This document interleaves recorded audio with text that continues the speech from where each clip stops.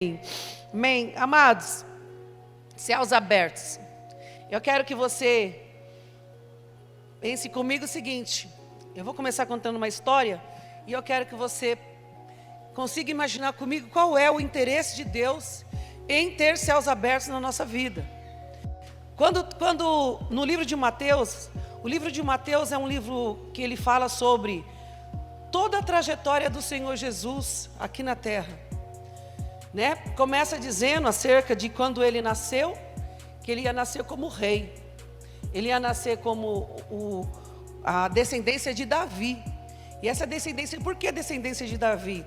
Quem era Davi? Davi era rei, tá? Então, da tribo de Judá.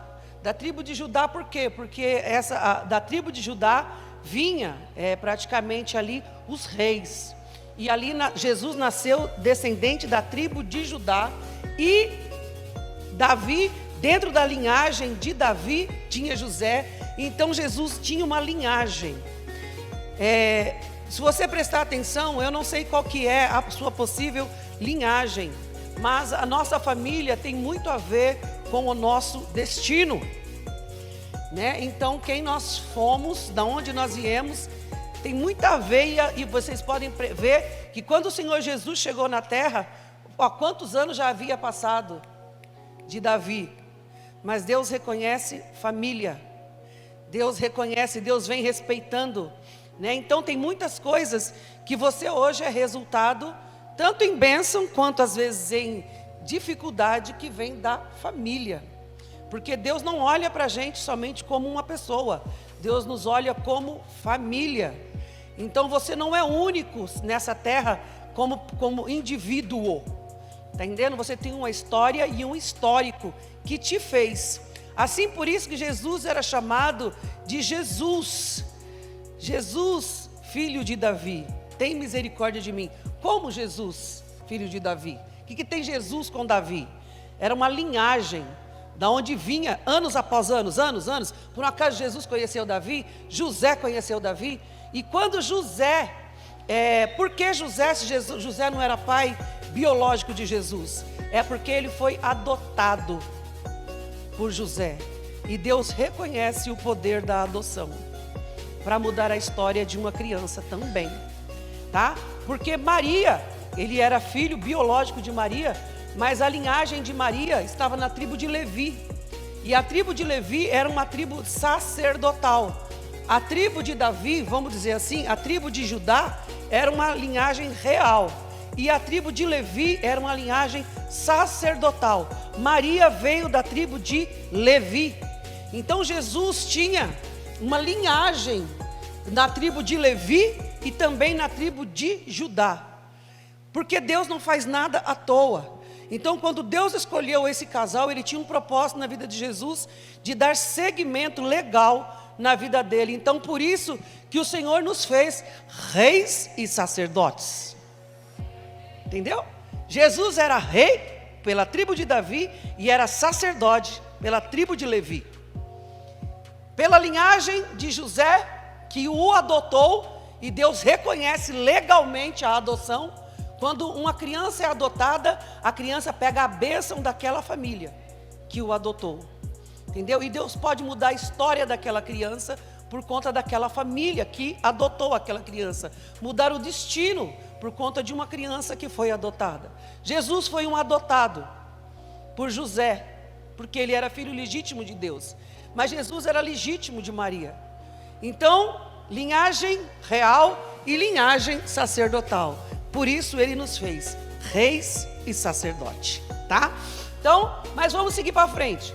Quando chegou no livro de Mateus, que a promessa de Deus se cumpriu e a terra se abriu, o céu se abriu. Como foi que o céu se abriu? Nós temos que entender às vezes quando é que as coisas abrem na nossa vida. Como foi que se abriu em Mateus?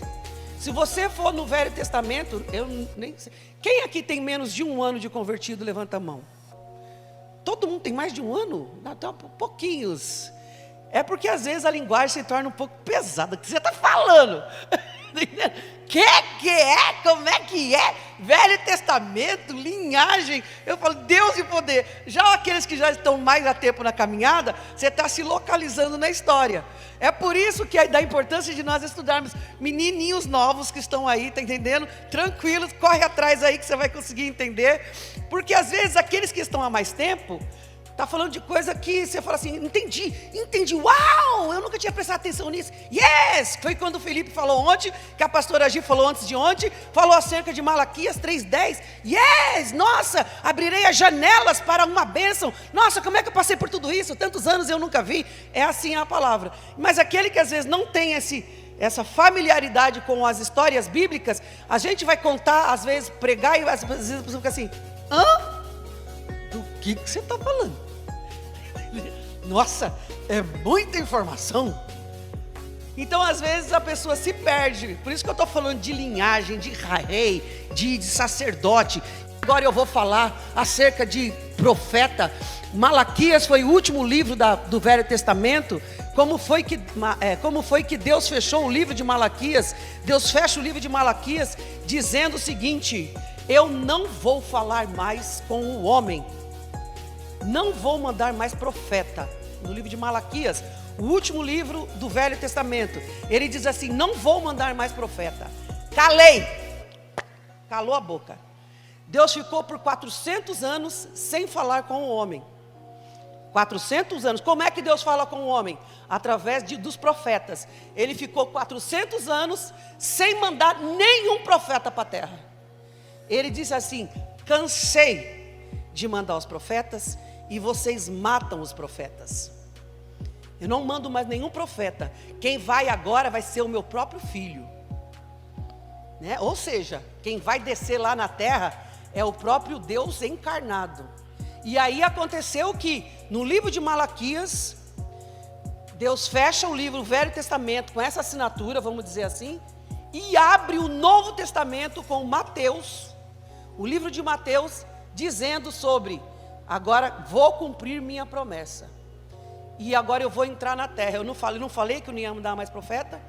Abre o livro de Mateus, abre o livro de Mateus com o profeta João.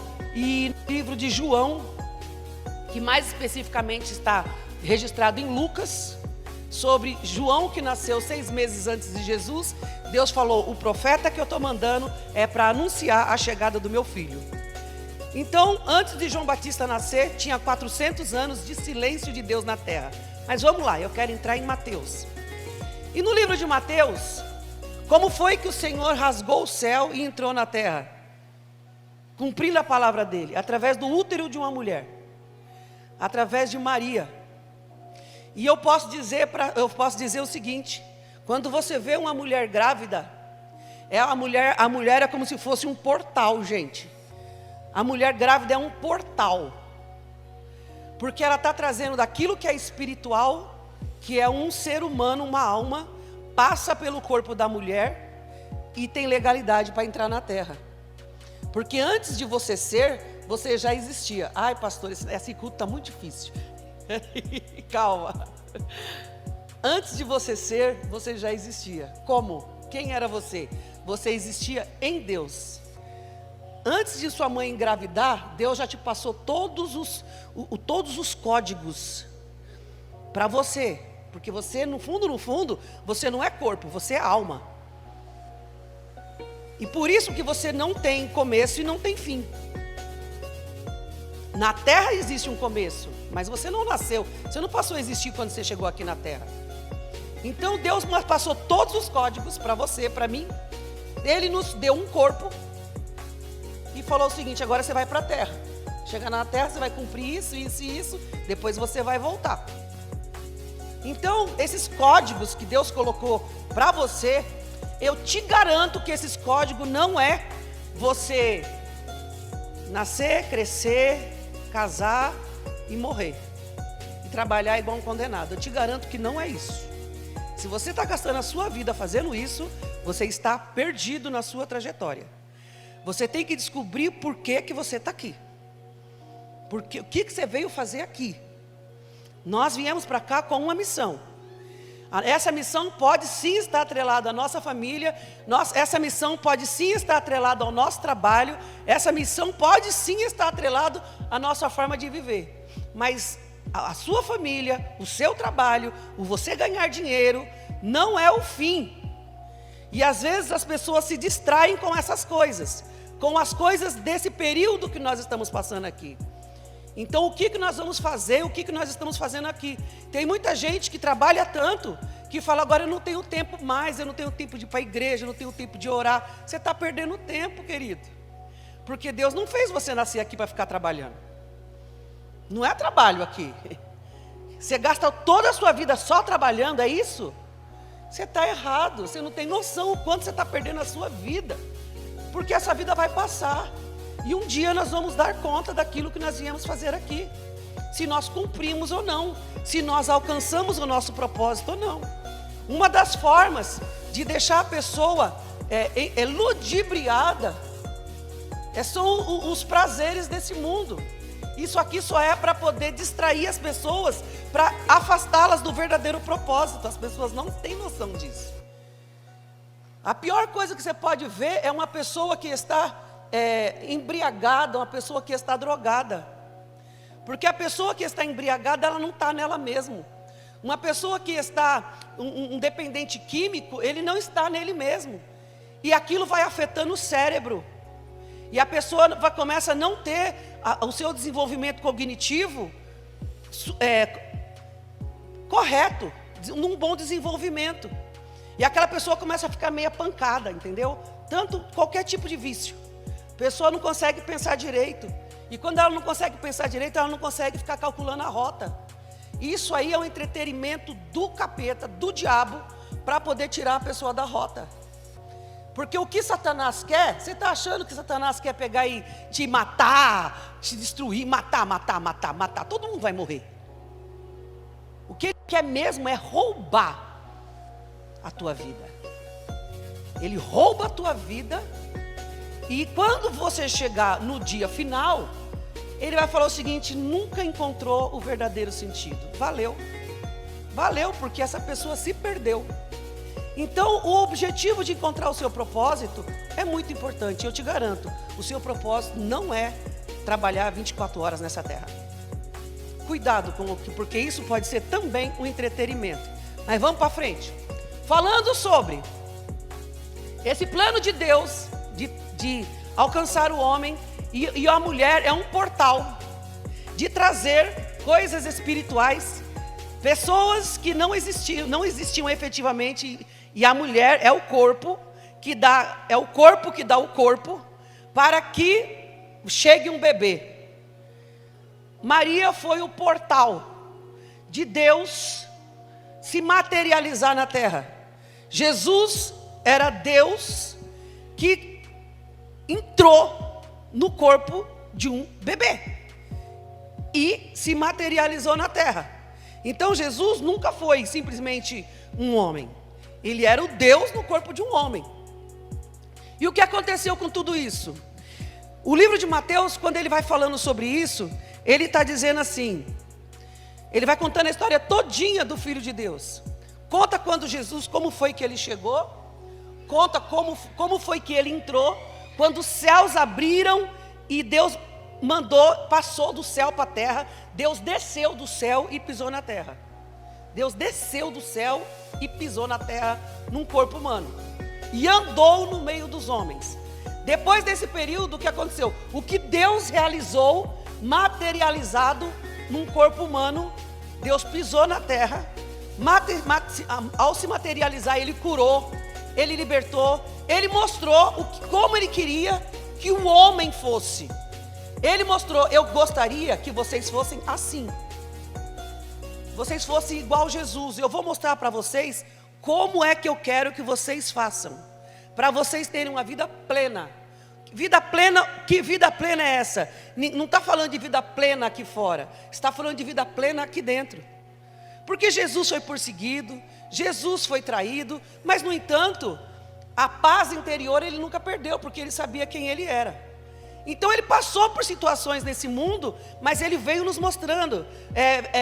Ele foi mostrando que o perdão do inimigo, ele foi mostrando como você fazer o bem para quem está te fazendo mal. Enfim, Deus mostrou como era o caminho que nós deveríamos seguir.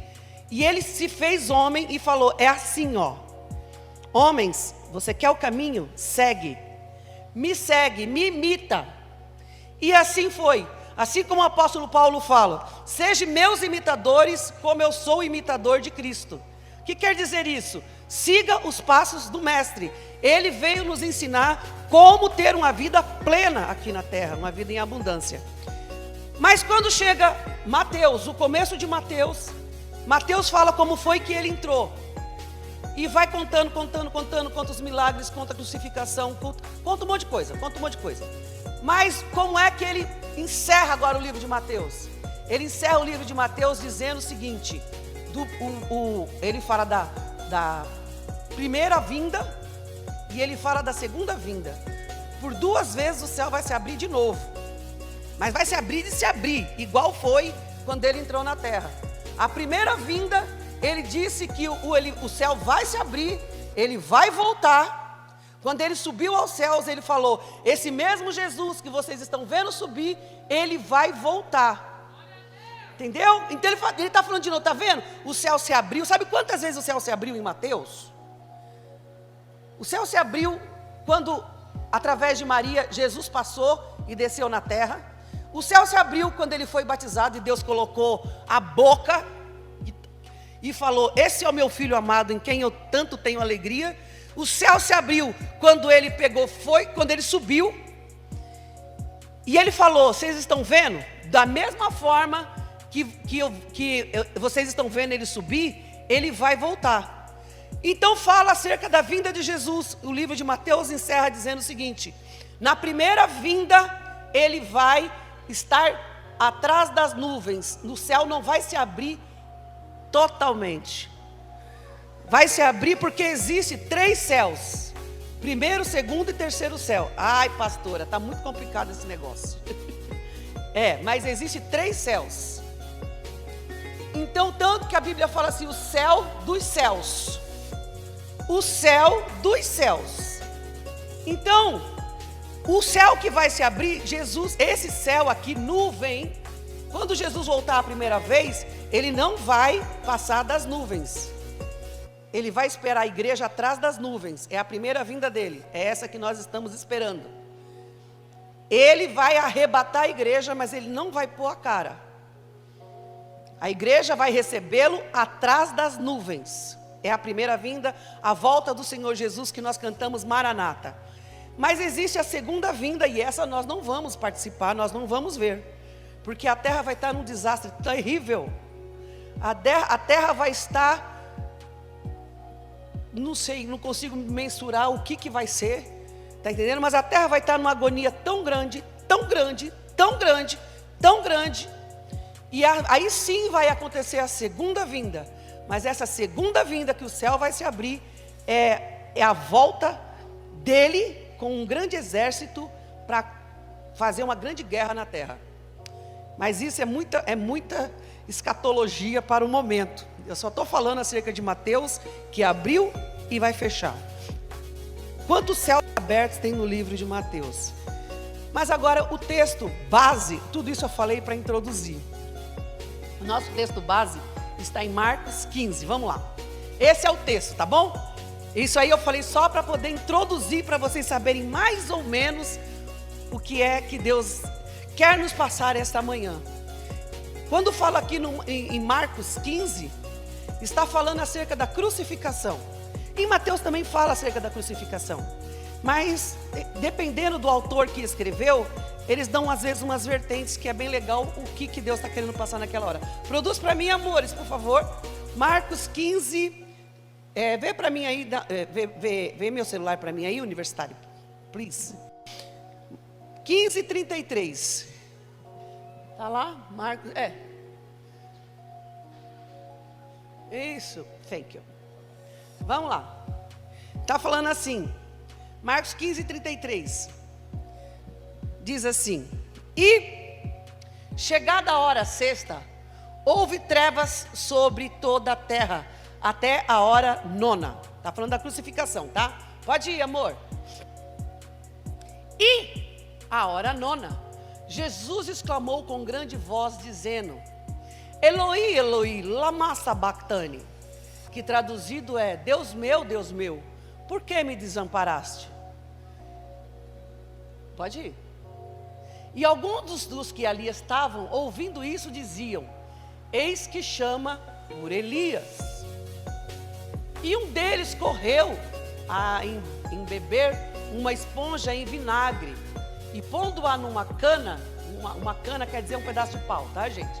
Num pedaço de pau, deu a beber essa esponja cheia de vinagre, dizendo: deixai, vejamos se Elias virá livrá-lo. Pode ir. E Jesus, dando um grande brado, expirou. E o véu do templo se rasgou em dois, de alto a baixo. Parou aí, pode tirar, amor, pode tirar. Gente, é muita coisa. Presta atenção comigo. Está falando aí da crucificação. Na hora que Jesus já apanhou, já está, como disse o Felipe ontem, um pedaço de carne pendurado naquela cruz. Porque ele foi rasgado, ele foi moído. Jesus estava em carne viva. Ele estava, diz a palavra de Deus, que ele estava desfigurado. Ele não tinha forma humana, de tão esfacelado que ele estava. Era sangue por todo lado e carne exposta para tudo quanto foi lá. Você imagina um pedaço de carne, como disse ontem o Felipe, pendurado naquela cruz. E ali Jesus, na sua agonia, quando Jesus estava ali, a agonia de Jesus era a dor. Mas muito mais do que a dor, foi a ausência da presença de Deus. Deus não estava com Jesus. Foi a primeira vez que Deus não estava com ele. Tudo que o Senhor Jesus passou, traição, tudo que ele passou, enquanto ele estava apanhando, Deus estava com ele. Quando ele foi para a cruz, Deus não estava com ele. Por que que Deus não estava com ele? Porque dá a entender que ele, na hora que ele mais precisava, Deus não estava com ele. Porque diz a palavra de Deus que as nossas dores estavam sobre ele. Os nossos pecados estavam sobre ele. E o pecado separa o homem de Deus. Então, não era Deus que havia deixado Jesus. O pecado que estava sobre Jesus separou Jesus de Deus. Porque quem estava na cruz, a cruz nunca foi para Jesus. A cruz era para mim e para você. A cruz nunca foi dele. Aquela cruz era de Barrabás, de um assaltante, de um pecador. A cruz era maior do que ele. Aquela cruz nunca foi para ele. Barrabás era um homem robusto, e a cruz era feita sob medida. Quando Jesus assumiu o papel de Barrabás, o braço dele foi esticado, para dar conta dele chegar aonde tinha que ser colocado os pregos. Porque aquela cruz não era dele, aquela cruz era de Barrabás. Barrabás é eu e você. Você vai falar: eu não sou assaltante. Quando falamos de pecado, ninguém está falando de que tipo de pecado. Você é pecador e eu também. E diz a palavra de Deus que todos pecaram.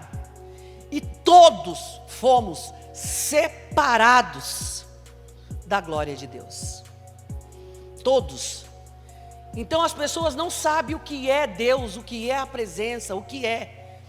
Jesus sabia porque ele vivia orando, Jesus vivia no monte, Jesus vivia orando, Jesus vivia jejuando, Jesus o tempo todo estava diante do Pai. Mas quando ele foi para a cruz e ele recebeu os nossos pecados, o Pai falou: agora eu não posso mais me aproximar, porque você está cheio de pecado, e o pecado me separa do homem. E agora não é Jesus que está ali, quem está ali é eu, é você, é Barrabás. Aquela cruz nunca foi dele. É por isso que na cruz ele grita, ele fala: não, não é possível, eu aguento qualquer coisa, mas se o Senhor estiver comigo, mas se o Senhor não estiver comigo, eu não consigo. Como? E agora? Pior do que a dor da carne é a dor da alma, e eu estou se sentindo só, eu estou só. E ele grita com clamor, ele grita: Elohim, Elohim, lama sabachthani. Ele falou: meu Deus, o Senhor me deixou. Só que eu quero dizer para você o seguinte: era o filho chorando na terra, e era um pai chorando no céu. Tinha um pai chorando no céu e um filho chorando na terra, porque agora eles estavam separados. Eles nunca estiveram separados, mas o meu pecado e o seu separou o pai do filho. Um filho sofrendo na cruz por amor a mim e a você, e um pai querendo secar as lágrimas do filho, ouvi-lo, mas ele era um pecador agora, porque ele pegou o meu e o seu pecado. E ele gritou, quando ele gritou, ele gritou para o pai: pai, você me deixou. E o pai olhava e falava. E quando você imagina, quando Deus ouviu o brado do filho dele, e ele teve que se separar do filho, eles nunca estiveram separados. Foi a primeira vez que eles estavam separados, por causa do meu e do seu pecado. E quando o pai olhou e viu o filho dele gritando, e ele não podia chegar por causa do pecado, porque o pecado nos separa de Deus. E ele não podia se aproximar. E o filho pedindo socorro, não por conta da dor, mas por conta daquela ausência. O pai, eu falo que o pai bradou do céu. E eu falo que o que bradou do céu, eu falo que foi o choro do pai, de ver o filho sendo separado dele, esfacelado daquele jeito, porque ele nos amou, só por amor. E sabe o que aconteceu? Naquela hora, que ele gritou, que o pai ouviu e não podia vir para socorrer. E Jesus naquela cruz, porque ele ainda era o Filho de Deus, ele podia, gente, pegar e fazer simplesmente igual os filmes dos heróis, né? Ele podia simplesmente pegar assim, sair da cruz assim. Ele podia flutuar. Se ele saísse da cruz, nós estávamos ferrados. Mas ele podia, porque ele ainda era poderoso. Ele podia ter saído assim, ó, dos pregos assim. Ele falava: vocês querem? Eu vou falar agora o que eu vou fazer. Ele podia sair flutuando, porque ele era Deus, ele andou sobre as águas. E ele ficou preso ali por amor, esfacelado. Eu vou aguentar. Vocês me cospem, vocês me batem, e eu amo vocês. Eu vou ficar nessa cruz. Eu vou ficar porque eu te amo. Porque se eu sair daqui, mas eu não vou sair, eu vou ficar. E ele falou, eu vou ficar aqui. E o pai olhava para o filho e falava, fica firme. Eu não posso te ajudar. Não posso, você vai vencer como homem. Você vai vencer como homem, eu não posso te ajudar. Fica aí, filho, fica aí. Mas eu fico imaginando que o coração do pai, e eu fico imaginando as lágrimas do pai, ao ver o filho dele. Na hora que Jesus gritou, que subiu até o céu, eu acho que o coração de Deus rasgou. De ver. E foi nessa hora, amados. Nessa hora, eu fico imaginando Deus. A terra treme. Bom. Todo mundo. Ele gritou, a terra tremeu. A terra tremeu e o véu do templo lá, vamos ir lá na igreja, o templo tinha uma casinha onde existia o Santo dos Santos, que só o sacerdote podia entrar. E nessa casinha que tinha que só o sacerdote podia entrar, existia um véu, mas esse véu não é o véu que nós conhecemos. É como se fosse uma lona. Ele era muito espesso. Na hora que a terra tremeu, o véu, essa lona que existia nessa casinha, vamos dizer assim, que era o lugar do sacrifício, fez assim, ó, rasgou de cima a baixo. Sabe o que acontece, queridos? O que aconteceu ali era o cordeiro que estava sendo morto dentro daquele Santo dos Santos. E ali eu falo, quando o véu se rasgou, foi Deus entrou para poder pegar o cordeiro, para poder receber o sacrifício. E o véu se rasgou do alto a baixo, o véu abriu. Falou, agora vocês podem entrar todas as vezes que vocês quiserem. E ali depois que ele gritou,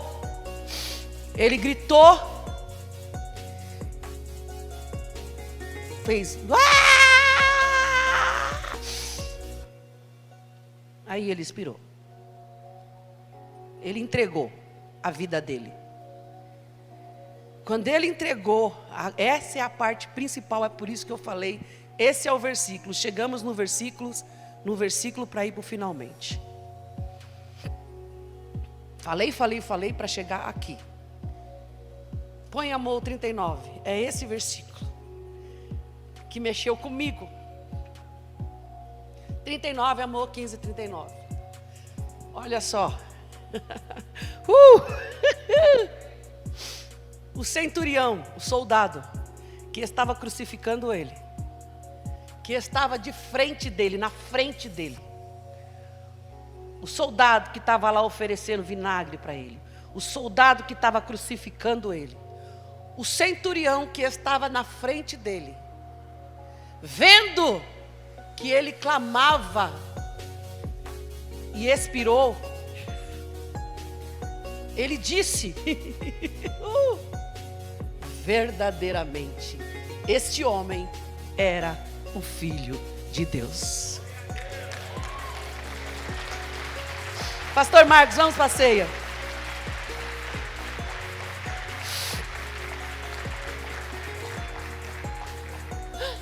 Como estar diante dele, aquele pedaço de carne, que ele mesmo, aquele soldado,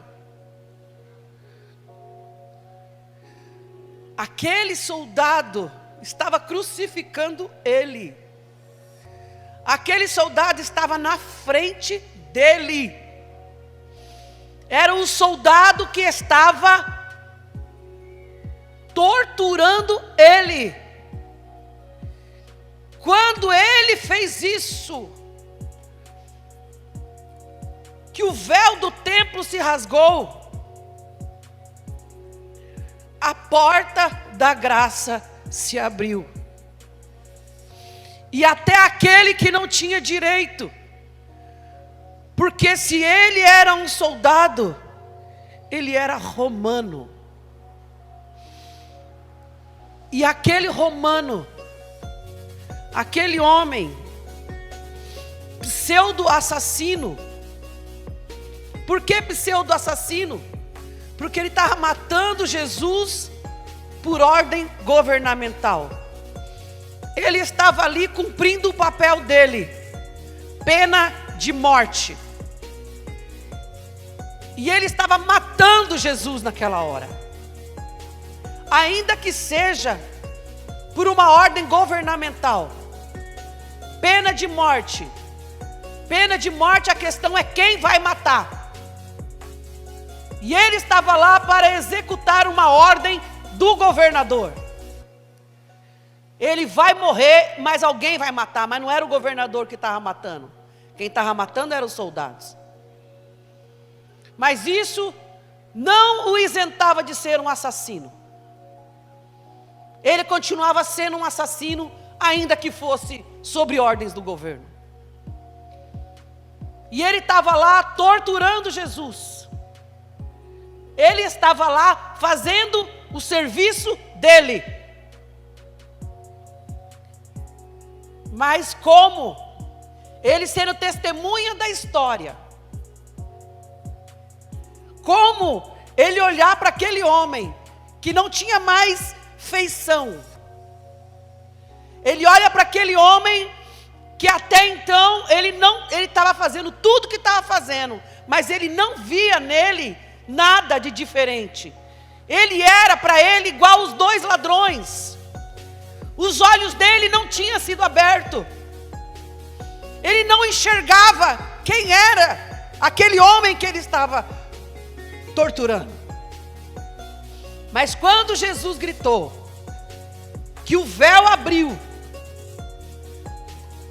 a porta da graça se abriu. E Deus falou: agora todos aqueles, inclusive você, Romano, inclusive você, assassino, inclusive você que deu na minha cara, inclusive você que cuspiu, inclusive você, a porta foi aberta para que você seja salvo. E essa porta foi aberta para mim e para você. Independente do seu pecado, independente de quem você foi, os olhos daquele homem se abriu. E ele olhou aquilo que ele não tinha visto até aquele momento. Ele não tinha reconhecido nada.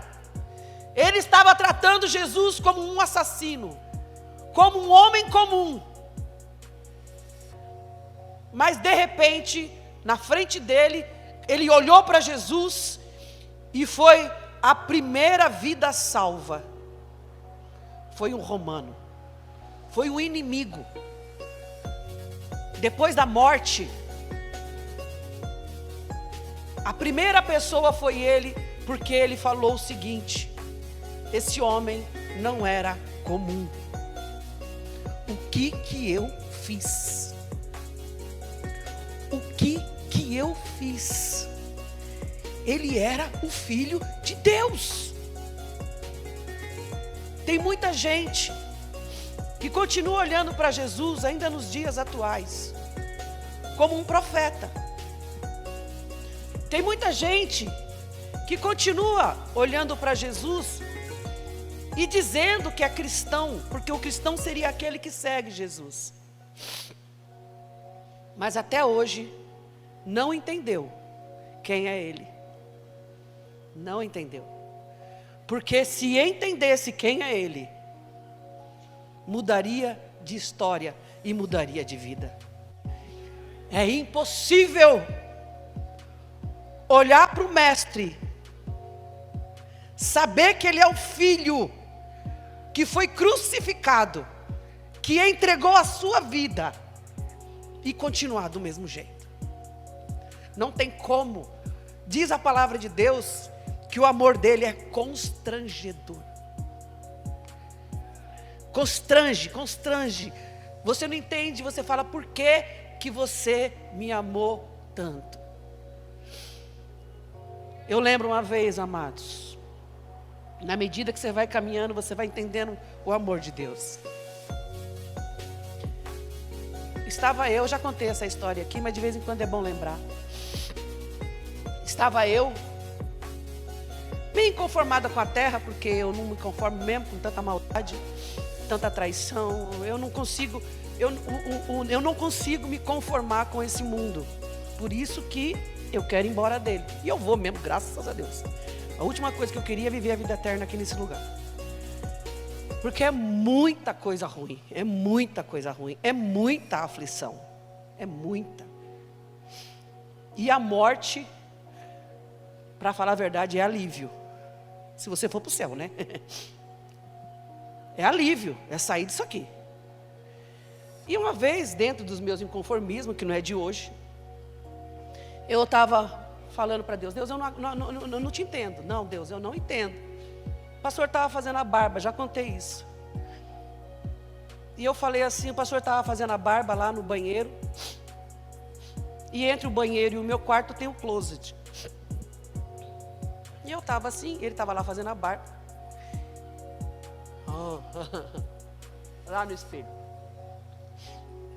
Aí eu lembro que eu fiquei, ele na porta do banheiro lá, que tem ali a pia, e eu aqui no quarto, entre eu e ele tinha o closet, né? Então é um espaço mais ou menos, tipo assim, de uns 2 metros, 2,5 metros, pastor? 3? Pois é, estávamos bem separados, 3 metros, né?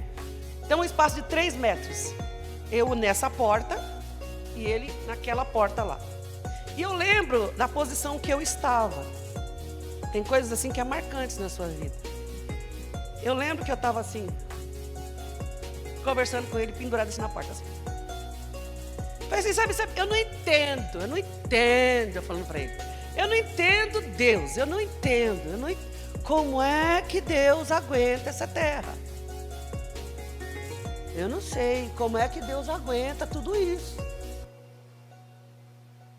Porque é insuportável estar nesse lugar. É insuportável ver pedofilia. É insuportável ver assassinato. Não dá para falar que está tudo bem. Traição, egoísmo. Não dá. Eu estava desse jeito. Não dá, pelo amor de Deus. Como pode? O homem não muda. Eu inconformada. O homem não muda. O homem conhece a presença de Deus e não está nem aí. Continua cuspindo, continua crucificando de novo. Eu não entendo Deus. Como é? E eu lá na minha lamúria com ele. E eu falava para ele assim, eu não entendo por que Deus não acaba com tudo. Porque eu que sou pecadora, não aguento. E Ele que é santo. O Senhor é santo. Como é que o Senhor aguenta isso aqui? Porque eu que sou podre, faço parte da podridão, não aguento. Eu não aguento mais ver essas coisas. Eu estou cheia. Eu estava assim, na tampa. Eu estou cheia de tudo isso. Eu estou cheia das pessoas te negando, eu estou cheia de tudo isso. Parece que vai, não vai. É uma que luta, meu Deus do céu. E eu estava assim. E eu estava lá nessa posição. E eu falei para ele assim, ó, eu vou falar para você. Eu falei para ele assim, eu não sei como é que Deus aguenta. Porque se Deus me deixasse ser Deus, por 1 minuto, eu apertava o botão e eu acabava com tudo. É só assim, ó. 1, 2, 3. Bom! Pronto! Acabou meus problemas. Eu falei isso. Se eu fosse Deus por 1 minuto, era o suficiente para me destruir essa terra. E eu não entendo a paciência de Deus. Não entendo. Como é que Deus consegue ficar engolindo? Porque assim como Sodoma, ele falava que sobe diante dele. Sobe diante dele as injustiças. Sobe diante dele a podridão da terra. Ele fala que ele sente o cheiro. E eu falo, e o Senhor está aguentando isso? Não, o Senhor tem poder. Como é que você faz um negócio desse? Aí, amados, mas foi assim. Não demorou 1 minuto. A resposta veio rápida. Ele falou assim, para mim, ele falou assim, para você é fácil, apertar o botão, destruir tudo. Porque não foi o seu filho que morreu por eles. Eu não aguento por causa deles. Eu aguento por causa do meu filho. Você sabe quanto vale o meu filho? Eu vou esperar até o último. E aí eu falei para ele, contei para ele, falei, você não tem noção que Deus me respondeu agora. Ele falou que o filho dele não morreu em vão. Que enquanto tiver um perdido, que precisar ser achado, que quiser ser achado, ele vai tolerar essa terra.